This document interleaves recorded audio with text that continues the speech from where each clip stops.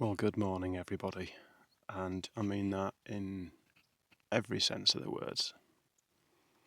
Um, you would think after hiking 43 or 44 miles, you'd be out like a light on an evening at about 11 o'clock at night, but no, still couldn't get to sleep last night. Maybe got 2 or 3 hours at the very most. Did sleep in this morning past my alarm though, so I had to pack up very, very quickly and pretty much run back up to the rim. I honestly thought I'd missed the sunrise, and I just got here maybe about 5 minutes too late. I did catch a little bit of it on the camera. I hope you've enjoyed that. But I'm just sat here at the moment with my cup of coffee because I didn't have time to have it at camp this morning. I didn't have time to do a great deal of anything. I would have been extremely annoyed if I didn't get up here for this kind of view. It is just blissful. It's so peaceful. I'm just going to stop talking and let you listen.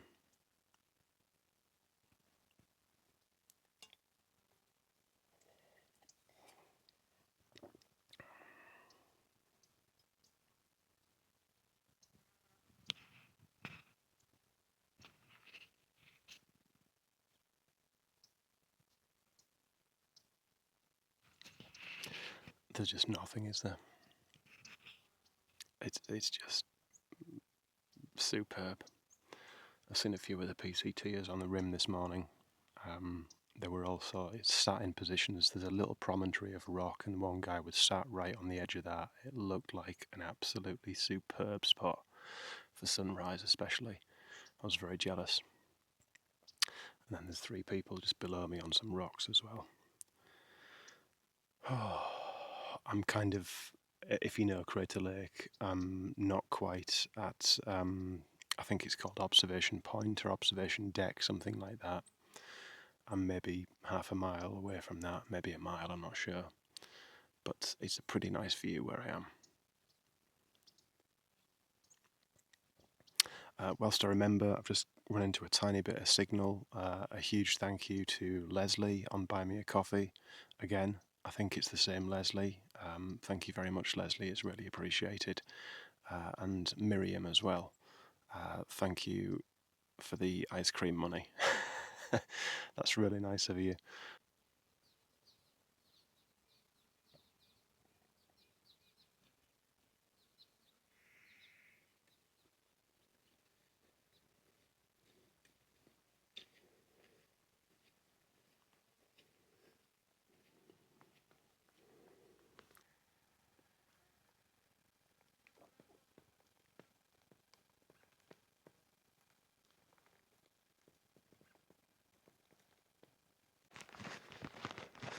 So as much as I did enjoy yesterday,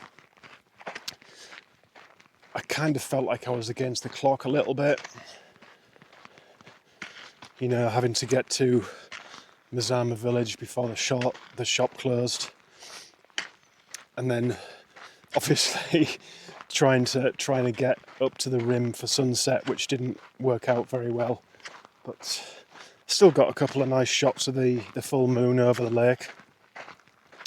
But yeah, it was like I was on a timer most of the day, and now it's kind of, it feels like there's a weight off my shoulders in a sense.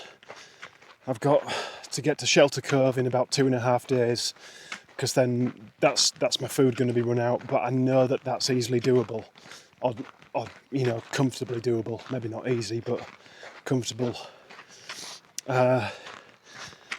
And I can afford to just not have to rush so much. There was points yesterday when I was actually running, and then other points where I was moving at a very fast clip, but not quite running. This is just an amazing landscape. Wow. This place is just absolutely gorgeous. Look at these like meadows down here. Don't know if it'll come out on the camera, but you can see kind of like the streaks of green. It's just beautiful.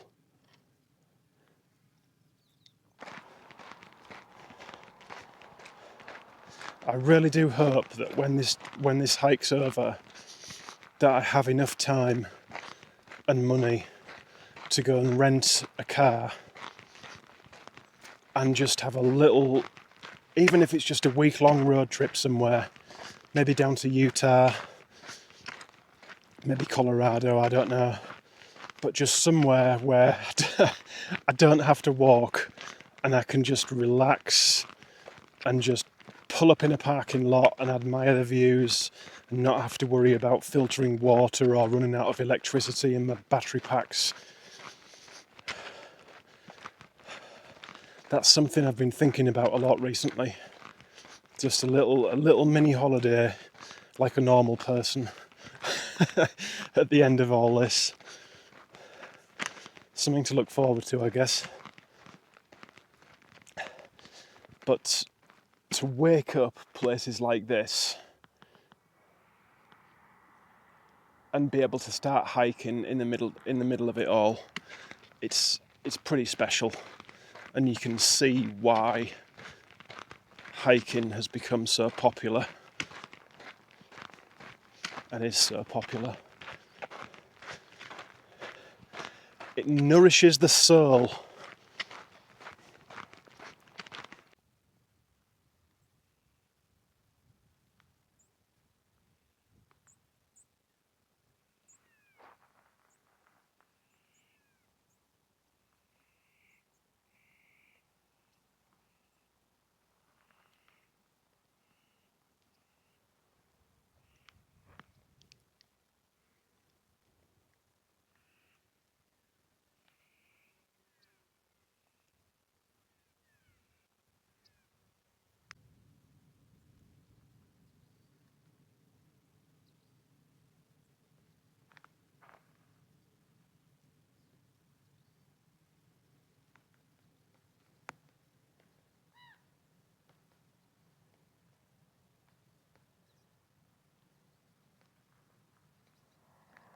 "9:30 a.m.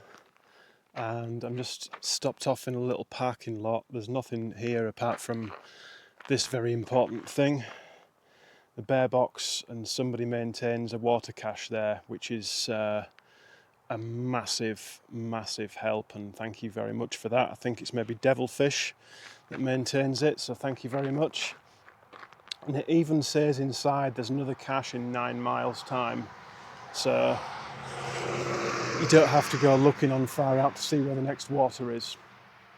I've just checked and people are saying there's plenty of water at the next one in 9 miles. So I'm just going to top myself up here with maybe a litre or a litre and a half, and then carry on to the next one in 9 miles. I've just had to basically backtrack a tiny bit, so I've come from the trail there. I'm going to have to head back over there, just the way I came out on the rim trail. But for water, it is not a problem.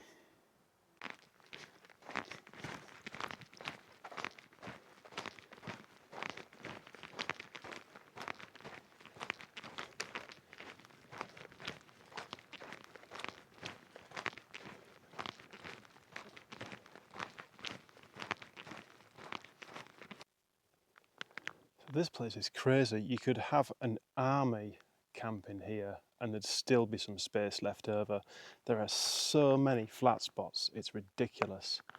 You could just take your pick anywhere in like a mile radius probably. It's just dead flat. But something there's a load of in this area, apart from this stuff, which I think is pumice, we're quite close to something called the pumice desert. Are these trees with these really remarkable growths on. They are really big. There's my trekking pole handles just for kind of scale. But they're really crazy, just like huge sort of like oniony type growths all up and down the trunk.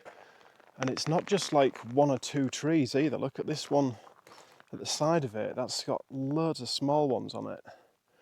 You keep seeing them everywhere. This one that's growing in front of me has a load on it up and down the trunk.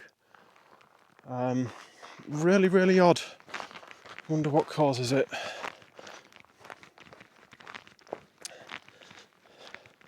It's about 10:15 a.m. and it is really hot already. They weren't joking when they said it was going to warm up. Wow. So I've seen somewhere on Far Out that I remember stopping at last time in 2019. It's called Thielsen Creek, obviously headed towards Mount Thielsen, which is quite iconic, easily recognisable. But yeah, I remember it being absolutely beautiful there. I think I had some lunch there. There was I seem to remember like a huge rock and a stream, obviously a creek. And I remember there was loads and loads of butterflies and dragonflies. So that, when I looked a little ways back, it said it was 19 point something miles away. So it'd be nice to be able to get somewhere there tonight. I think I've probably done about 10 miles already. I don't want to do another 40 some day. There's no need to push myself like that. I'd be happy getting over 30s or around 30. If I can carry on doing that, then I'll be in good shape for finishing at a decent time.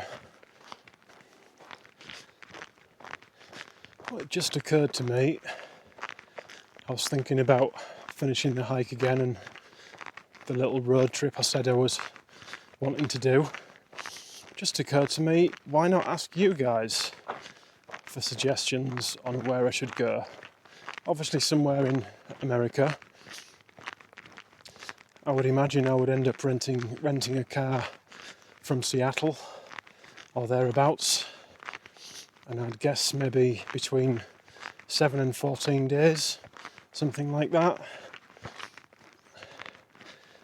I have done several trips around California, Oregon, Washington, Arizona, New Mexico, South Dakota. Not been to Texas. I've been tiny little bit Texas I've been to, but not much. Nevada I've been to quite a lot. But yeah, if anyone's got any ideas, or Utah obviously as well, I've been to Utah a lot. But if anyone has any ideas of somewhere I should visit, I would greatly appreciate it. Might be somewhere I've not thought of. Drop them in the comments.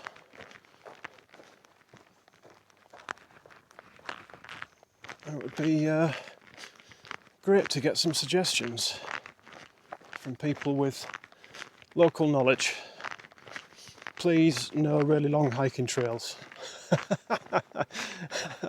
It's gonna be a road trip. I don't mind doing a few short day hikes, but I'm not doing a through hike. All right, folks. It is about 12:20. I'm coming up on Highway 138, which is mile 1849.3, I do believe.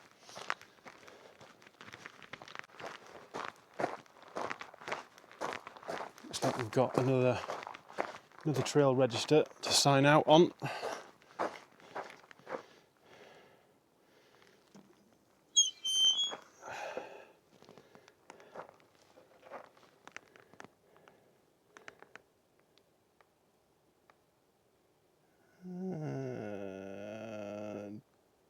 Don't recognise many names again. What date is it today?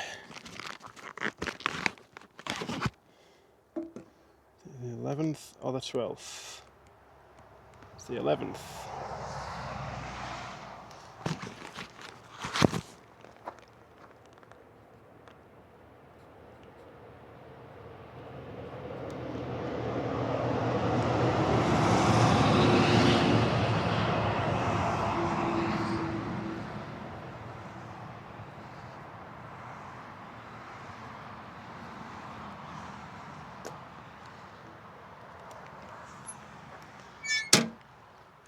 sorted.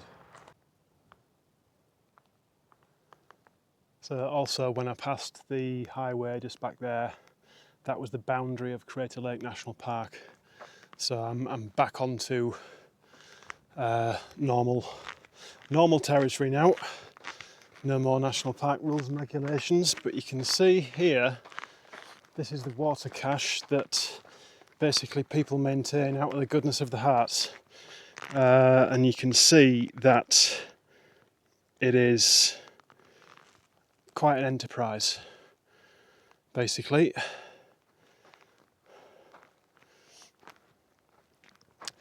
It empties there, and then a couple to fill up from there. Time for a little break, I think, if there's somewhere in the shade, maybe over there. It's about 25 to 2, and a little ways back I passed the sign marking the entrance to the Mount Thielsen Wilderness area in the Umpqua National Forest, and all that made me think of was ice cream. Thank you very much, wooden sign. I shall have my vengeance. And ever since then, it's just been up. It's pretty gradual, it's not hugely steep, it's just long. I think I've got another couple of miles of it yet. But the main thing is, as you can see, most of it is shaded. And I am so grateful for that, because let me tell you,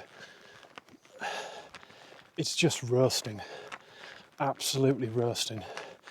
It's at the point, same as yesterday, where my water was getting hot in the bottles on the backpack.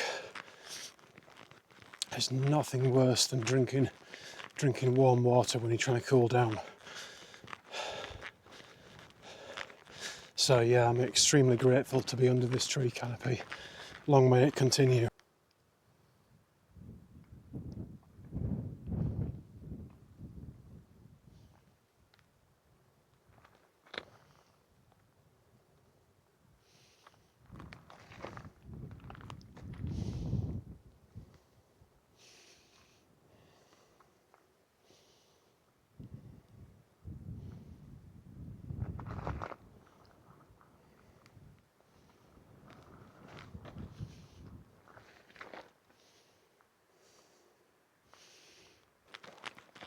So it's just gone 3 p.m. and for one, I'm looking forward to sticking my feet in this creek. For two, I'm looking forward to some food, because for the first time on this entire trip, my snack pocket is completely empty. There's nothing at all in it. I've gone through all my bars and I've gone through all the candy that I had in there as well. Let's go in the other direction then. I think this is mile... Oh, it's definitely 1.8 something. Let's have a look, shall we? 1857.3. It's just going to be a little bit after that.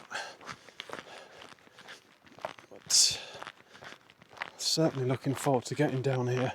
Just past one other northbounder, and apart from two sober people, he's the first person I've seen today. It's been incredibly quiet on the trail. Oh man, I'm so hungry. It's literally just like hit me in a massive wave and my stomach's doing cartwheels. It wants feeding. I only had, because I didn't buy enough food from Crater Lake store, I only had one biscuit at breakfast this morning. Normally I have like 2 or 3. Just trying to stretch it out a bit for the next few days until I get to Shelter Cove. Oh, this looks absolutely glorious down here.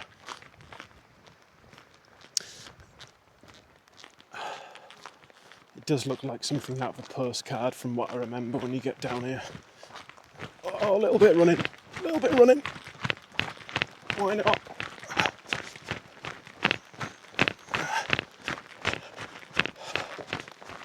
Oh, that's enough of that. Oh, that water looks absolutely beautiful.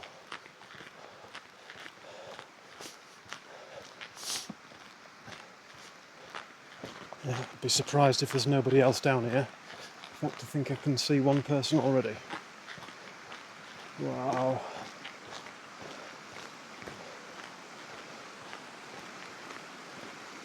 I can see a backpack.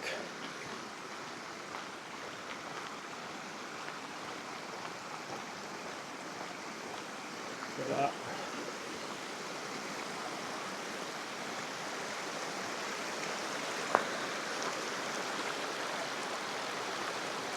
Beautiful. Lunchtime.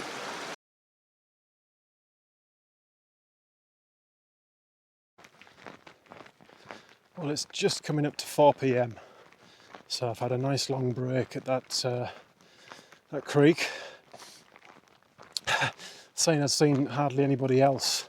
There was loads of people. Well, I'm saying loads. It's 2, 3, 4, 5 other people altogether whilst I was there. One southbound and the rest all northbound.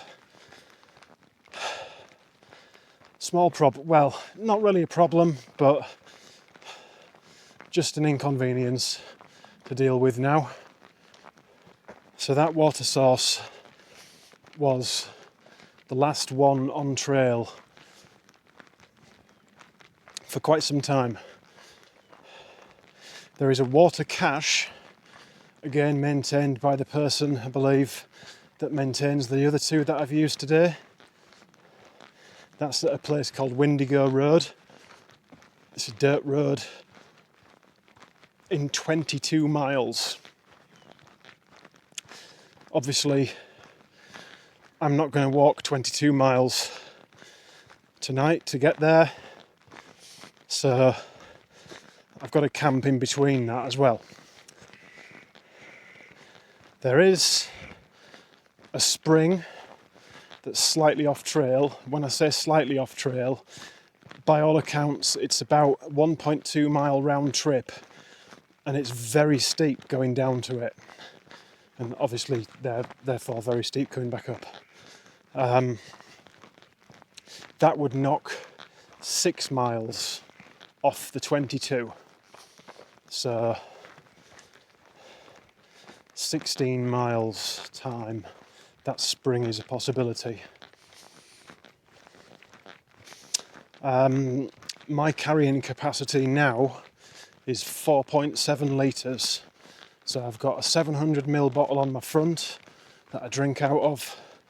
I've got 2 1-litre bottles in the side pocket that I use as reserves. And then I've got my 2-litre filter bladder, my scenic. And at the moment, everything is full. Everything is brimming full. I'm going to try and make the 22-mile cache. I've been trying to work it out in my head, which never goes very well for me, but if I say I use about 1 litre at camp for cooking tonight and doing my coffee in the morning, that leaves me with 3.7 litres. It's 4 o'clock now, probably going to walk another 3 hours, something like that. What's that going to be? Don't really know.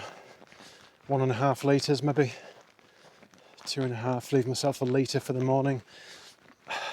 In theory, it should be doable. It's just going to need some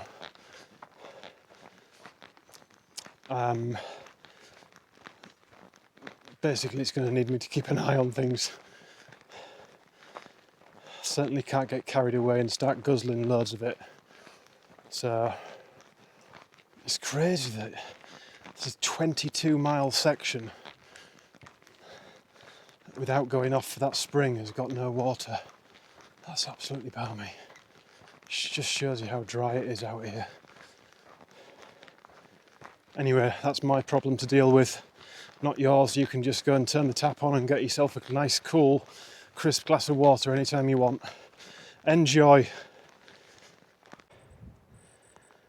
Well, if the question is, how high do you go in Oregon? I've got the answer for you right here. 7,560 feet, the highest point of the PCT in Oregon, and it also says Washington on the sign as well. I honestly would have thought there would have been something a bit higher in Washington, but apparently not. So that is another milestone. Hopefully it's all downhill from here, as the saying goes. Afternoon everyone, or probably evening. It is 7:20 and I actually thought it was earlier than that, to be honest. I'm glad I stopped when I did. As you can see, I've found myself a nice level pitch in the forest. Quite enjoyable actually, very nice little spot, and the trail's only just there. It's not too far away at all, so that's handy for the morning. It is mile 1867.6, which means technically, if we're going by trail miles, I've done about 38.6 today, but it's a little less than that because of alternate routes and things like that. So I would say it's probably about a 34 or 35 mile day. Really felt it today as well. I think it's been a combination of the heat, lack of sleep last night, long flat sections this morning that just seem to drain me, and then there's been 2 really long gradual uphills today as well. Excuse me 1 minute.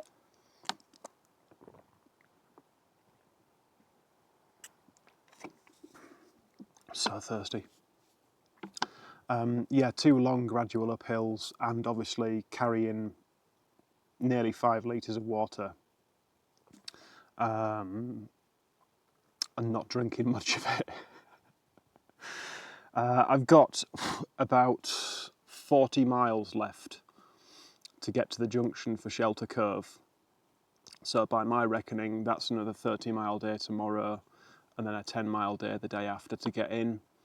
Hopefully grab my box, grab some refreshments, charge some electrics up, probably take a shower, and then I was thinking about staying the night, but I think I might just try and push off sometime in the afternoon if I can, and get a few miles in.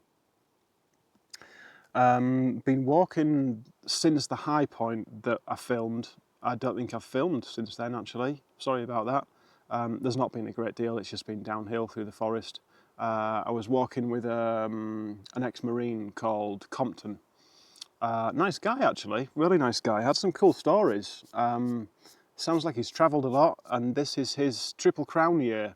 So he's already done the AT and the CDT, and he's just doing the PCT to get his Triple Crown. So yeah, like I said, time kind of flies usually when you're talking to somebody. So it's really helped the afternoon speed along really. Apart from that, I've not really got anything else to report. Apart from I'm still really thirsty.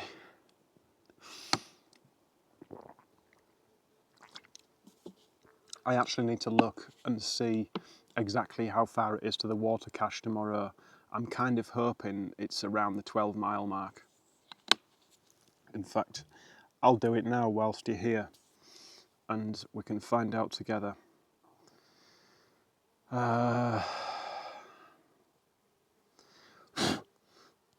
There's ants on everything here, including my phone.